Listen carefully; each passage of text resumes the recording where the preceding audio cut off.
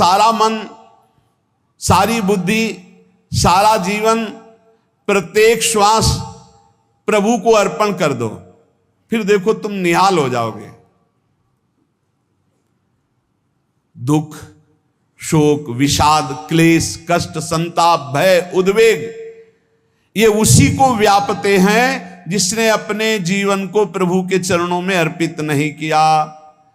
इसलिए तुम अपना सारा मन, सारी बुद्धि, सारा जीवन, प्रत्येक श्वास केवल प्रभु को अर्पित कर दो, फिर देख लेना।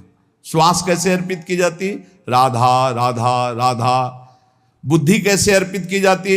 एकमात्र निश्चय कि भगवत सुख ही सुख है, ये जागतिक सुख सुख नहीं, ये दुख है, ये ऐसा दलदल है जिससे आज तक कोई नहीं निकल पाया।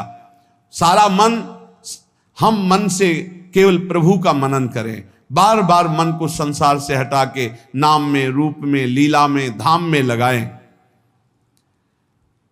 बहुत प्रसन्नता हो जाती है उस उपासक के हृदय में जो अपना मन बुद्धि प्रभु के चरणों में अर्पित कर देता। भगवान ने तो इसको बहुत उत्तम स्थिति बताया है कि मेरे से कभी वो अलग हो ही नहीं सकता यदि मन बुद्धि अर्पित कर दिया।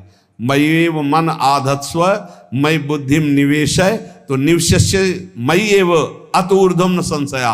बिल्कुल संशय नहीं, वो मेरे में ही निवास करेगा जिसने मन और बुद्धि अपनी मेरे में अर्पित कर दी। बहुत प्रसन्नता रहेगी उस उपासक के जीवन में जो अपने आप को मन बुद्धि सहित प्रभु के चरणों में समर्पित कर दिया है।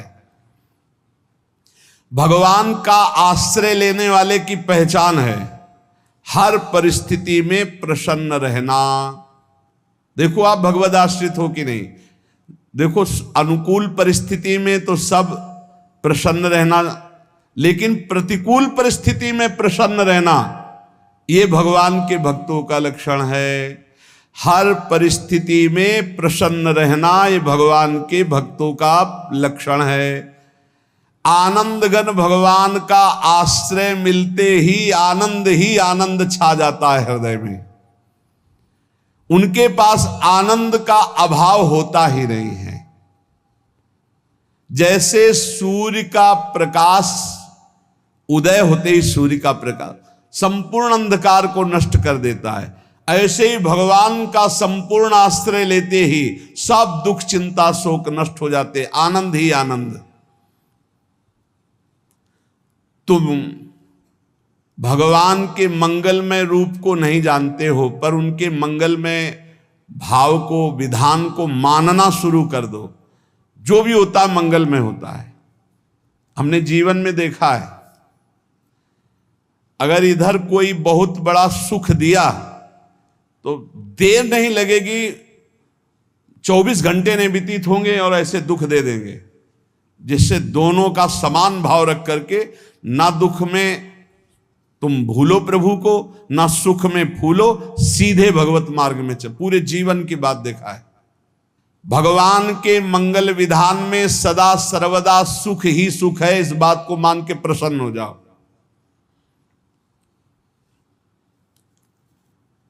जब भगवान का भजन करने वाले की तन्मयता बढ़ती है भजन में, तो द्वेषी जन अपने आप तैयार हो जाते हैं। भक्त कभी किसी से द्वेष नहीं करता, अपने आप वो द्रोह करने लगते। तो नरसिंह मेहता जी से बहुत गांव के कई लोग थे जो जलते थे, ऐसे जलते थे कि अब क्या करें, कैसे मिटा दे नरसिंह मेहता जी को। और उपाय तो मिल नहीं रहा था। तो एक दिन संतों की मंडली आई और उन्होंने कहा कि हम रास्ते में कोई चोर आदि धन ना ले ले, इसलिए यहां से किसी की हुंडी चलती है क्या द्वारिका में? पहले ऐसा था। बोले हाँ, हमारे यहां बहुत बड़े सेठ हैं नरसिंह मेहता जी, पर आप कहोगे वो मना कर देंगे। कई बार कहोगे, अगर वो स्वीकार कर ले तो वहां। और उनका लक्ष्य था कि नरसिंह मेहता जी की तो खाने की भी सुविधा नहीं थी, हुंडी कहाँ की बात आई।